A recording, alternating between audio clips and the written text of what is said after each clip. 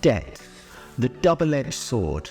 That word has all sorts of meanings and connotations for many different people. Interest payments, fear, pain, repossession, maybe sleepless nights. But what if I told you that debt is often a way that the wealthy and the super rich really use to unlock great wealth? One key difference between the very wealthy and the super rich and the rest of us is that they know how to use debt really effectively to work for them and ultimately to supercharge their fortunes. And so in this video, I'm going to explore 5 ways that the super rich and the wealthy use debt to supercharge their fortunes and how you can learn from them too. So number 1, the wealthy use debt to buy assets that appreciate in value. So one of the best ways that the super rich and the wealthy use debt is to buy assets that ultimately appreciate in value. So a big one would be real estate or property. So when the super rich and the wealthy borrow money to invest in assets that appreciate over time, what they're effectively doing is using something called leverage. So let's illustrate this by way of an example. So if you wanted to buy a piece of property or real estate for say $1 million, but you didn't have all of that $1 million in the bank to be able to purchase that piece of property, then you'd go to the bank and get a mortgage, effectively a loan to buy that piece of property. Now, the bank might give you, say, $750,000 towards the purchase price. So you've only got to find the balance, the $250,000. Now, what happens is once that transaction is completed and you own and control the asset, over time, you would expect, if you bought well, for them to be some appreciation in the value of that property. So say over 10 years, that property goes from $1 million in value to now $2 million, and you've not paid any of the debt off, and it's interest only on the repayments, then you now have an asset worth $2 million with a borrowing owed back to the bank of $750,000. So you've just created an extra $1 million of equity because you've gone from 1 million to 2 million. So that extra $1 million is yours. You put $250 in originally as your down payment, so that is also yours, and you give the bank back $750,000 of the money borrowed. And that's how the rich can use debt to really invest in assets that appreciate in value over time and ultimately make them more wealthy. Now, number 2. Now, another way that the super wealthy and the rich use debt is to generate cash flow. So let's go back to our example of using borrowed money to buy property or real estate asset. Now, that asset you may want to rent out to tenants for use of that property, and they will pay you rental income in return. Now, what's good is that rental income comes in, say it's, I don't know, £10,000 per month.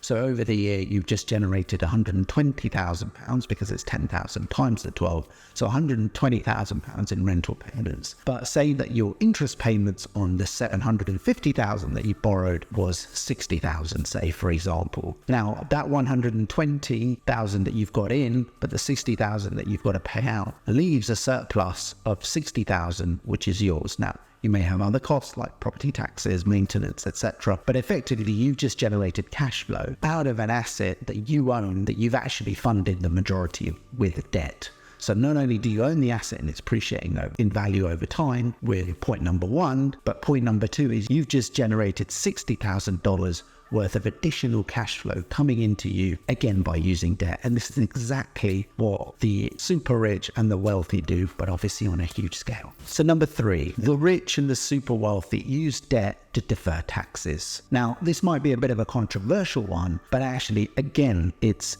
the use of debt can be very, very effective if you want to keep your tax bills lower. I'll give you a couple of examples. So for example, let's say that you want to buy a business and you invest in a business and you've got it and you control it, and you want to invest in some plant, in some equipment, in something that will help your business to grow and develop. But instead of putting your own money in, you borrow that money from a bank or a lender who allows you to go and buy that piece of equipment. You're going to generate interest payments on the debt that you're going to have to pay back to the bank. Now, when you generate profits in your business, what most countries will able to do, depending on where you live and your tax authorities, they will enable you to offset the interest that you actually paid and write that off against your profits to bring your taxable profits down. And therefore, you're going to actually pay less tax overall because your profits are technically low. Now, the very rich and the super wealthy do this again at a huge scale. They use debt to invest in their businesses. They pay the interest back to the bank, but then they also use those interest payments as a write-off against their profits and bring their profits down.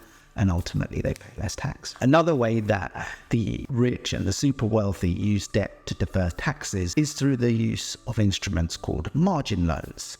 Now, margin loans are quite a bespoke borrowing or debt available to the super wealthy, but what it effectively is a loan against some of your assets, and you can use that really as you please. So Elon Musk is well known for using margin loans, and very publicly he's talked about using them where he's borrowed money from a bank, so one of the big investment banks like Goldman Sachs or JP Morgan or someone like that, and they've lent him money against the value of, for example, his Tesla stock. And he's taken that money and he's actually used it to live off, to pay his bills, to go out, to do whatever he wants to do. And because it's not strictly earned income, it's actually debt he's using, he doesn't pay any tax on it. Now, obviously it's secured against Tesla stock, which is his asset. And if Tesla stock falls, the bank may want a repayment to make them whole again. But ultimately, as long as Tesla stock keeps rising over time, his margin loan could be a very effective way of funding his own lifestyle, because he knows he's got an asset in his stock that if he needs to, he can sell very quickly to pay back his loan. And he uses that loan to finance his lifestyle and pays zero tax. So number 4, the rich weaponize debt and inflation to get wealthier.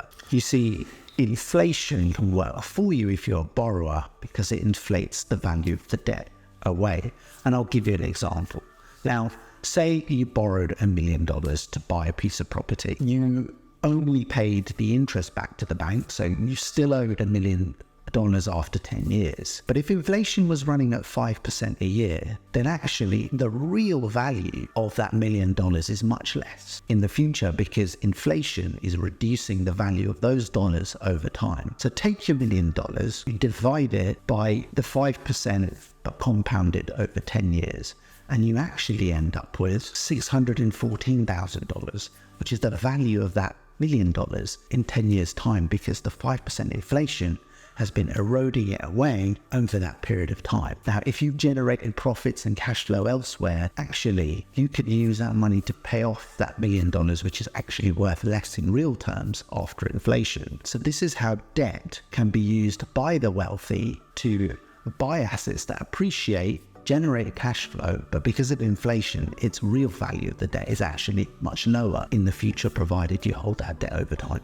And the final tip. Now, the rich and wealthy use debt to start and buy businesses as well. And as I explained, whether it's property or real estate or some other asset like a business, the wealthy often use debt structures to be able to acquire those assets, control them, generate profits and cash flow out of them, and then really increase the value of those businesses. But because they're either paying the debt down or the debt's remaining the same and its natural value is eroding because of inflation, they are benefiting in multiple ways. And so this is another very good example of how the wealthy can use debt to invest in businesses and ultimately get wealthier. So there you have it, 5 ways that the rich and the super wealthy use debt to supercharge their fortunes. Now, hopefully you found this useful and some learnings for you, but remember, as I said at the start, debt is a double-edged sword. You don't want to use too much of it or get beyond your means where you can't afford to service the debt and pay the interest payments of the payments as well. You want to have a modest amount that you can afford, but can use it to really supercharge your fortunes in the way that I described. So hopefully you found this video useful. Check out my other videos within my channel, and I hope to see you next time. Thank you.